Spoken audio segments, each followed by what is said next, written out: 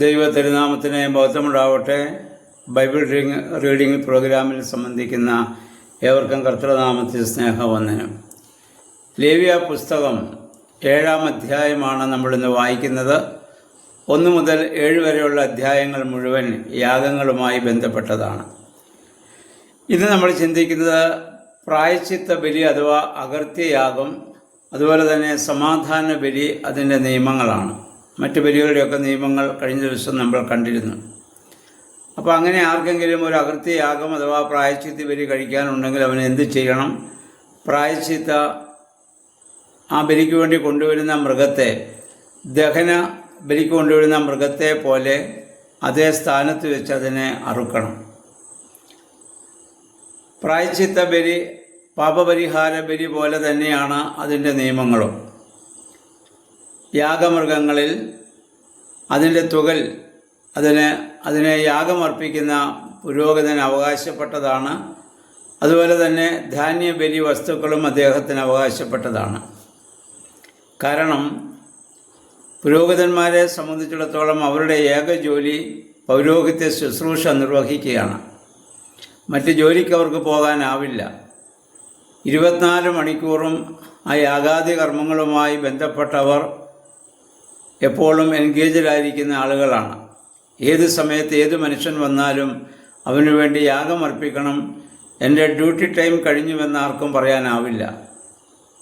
ആയതുപോലെ തന്നെ ഈ യാഗമർപ്പിക്കുന്നതായ അഗ്നി കെട്ടുപോകാതെ രാത്രിയും പകലും അത് സൂക്ഷിച്ച് അതിന് വേണ്ടതായ എല്ലാ ക്രമീകരണങ്ങളും അവർ ചെയ്തിരുന്നു നമുക്കറിയാം. അവർക്ക് മറ്റു വരുമാനങ്ങളില്ല, മറ്റ് ജോലി ചെയ്യാനാവില്ല. അപ്പോൾ ഇതിൽ നിന്ന് ലഭിക്കുന്നതിൽ നിന്ന് വേണം അവർ ഭക്ഷിക്കുവാൻ. അതുകൊണ്ടാണ് ഇങ്ങനെയുള്ളതായ കാര്യങ്ങൾ അവർക്ക് വേണ്ടി യഹോവയായ ദൈവം ഇവിടെ വേർതിരിച്ച് കൊടുക്കുന്നത്. അപ്പോൾ അതുതന്നെയാണ് മോശയുടെ ന്യായപ്രമാണവും പറഞ്ഞിട്ടുണ്ട്. മെതിക്കുന്ന കാളയ്ക്ക് മുഖക്കൊട്ട കെട്ടരുത്. മുഖക്കൊട്ട കെട്ടിയാൽ ആ മെതിക്കുന്ന കച്ചി അതിന് ഭക്ഷിക്കാനാവില്ല. അത് മെതിക്കുന്നതിൻ്റെ കച്ചി ഭക്ഷിക്കാനുള്ള അവകാശം ആ മൃഗത്തിനുണ്ട്. അത് പുതിയ നിയമത്തിൽ പൗലോസ്ലീഹായും അത് എടുത്തു പറയുന്നുണ്ട്.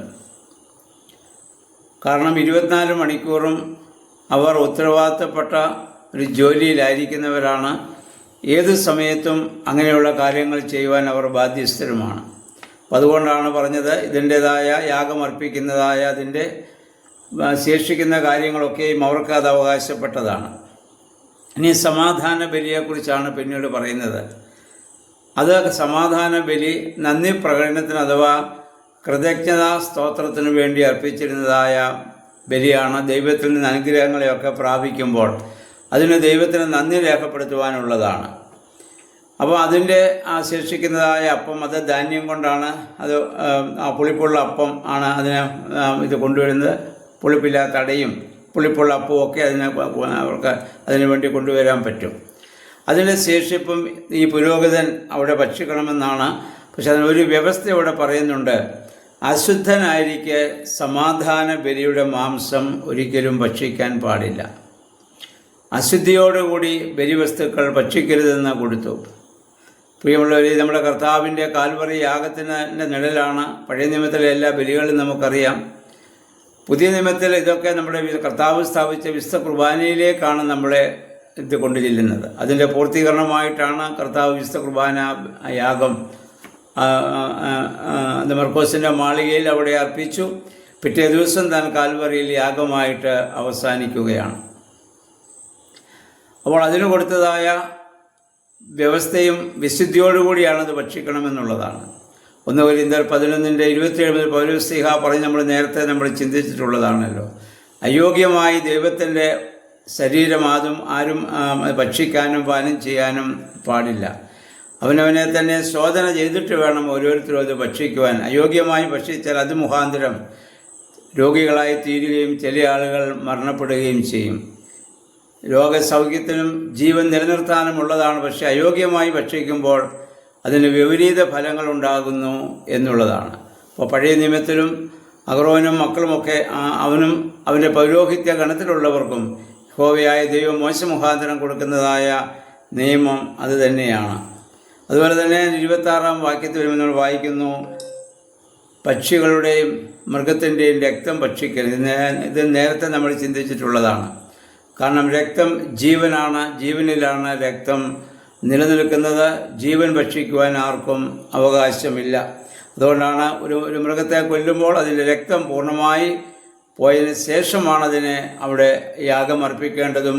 അല്ലെങ്കിൽ അങ്ങനെ ആ യാഗം അർപ്പിക്കുന്നതിൻ്റെ ശേഷിപ്പാണ് അവർക്ക് ഭക്ഷിക്കാൻ അവകാശം ഉള്ളതും. മറ്റൊരു കാര്യം 30-ാം വാക്യത്തിൽ നമ്മൾ വായിക്കുന്നു, ഇങ്ങനെയുള്ളതായ ബലിയായിട്ട് വരുന്ന ആളുകൾ അവർ നേരിട്ട് അതിനുള്ളതായ ബലിവസ്തുക്കളുമായിട്ട് വരണം. മറ്റൊരാളെ കൊടുത്തുവിടാനാവില്ല. കാരണം ഓരോ വ്യക്തിയുടെയും സാമീപ്യമാണ് ദൈവം ഇവിടെ ആഗ്രഹിക്കുന്നത്. എന്നാൽ ഹൈന്ദവ സംസ്കാരത്തിലൊക്കെ നമുക്കറിയാം, ആളുകളുടെ വഴിപാടൊക്കെ കൊടുത്തുവിടുന്നതായ ഒരു രീതിയാണ്. നമുക്കതല്ല, നമ്മുടെ യഥാർത്ഥ വഴിപാട് നമ്മളെ തന്നെയാണ്. നമ്മൾ നേരത്തെ പാടിയതാണ്, എന്നെ തന്നെ സന്നിധിയിൽ കാഴ്ചയണപ്പാൻ നാഥ, എന്നെ നിനക്ക് സുഗന്ധമായി അർപ്പിക്കാനും നീ കൃപ ചെയ്യുക എന്നുള്ളതാണ്. ആത്മശരീര മനസ്സുകളാം എന്നോട് തിരുമുൽ കാഴ്ചകളെ താതസുതാശ്വാസപ്രദനെ അൻപോട് കൈക്കൊണ്ടിടണമേ എന്നാണല്ലോ നമ്മൾ പാടുന്നത്. അപ്പോൾ നമ്മെ തന്നെയാണ് ദൈവത്തിന് ആവശ്യം.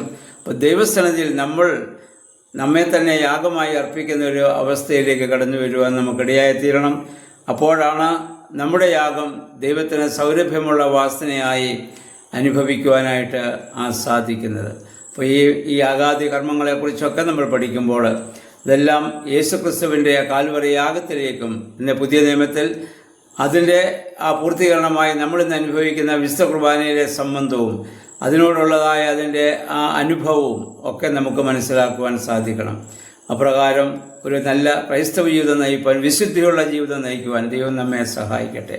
ഇവിടെ പ്രത്യേകമായിട്ട് നമുക്കറിയാം, മനുഷ്യൻ്റെ ശാരീരികവും മാനസികവും ആത്മീയവുമായ 3 തലങ്ങളിലുമുള്ള വിശുദ്ധിയാണ് യഹോവയായ ദൈവം ഇവിടെ ആവശ്യപ്പെടുന്നത്.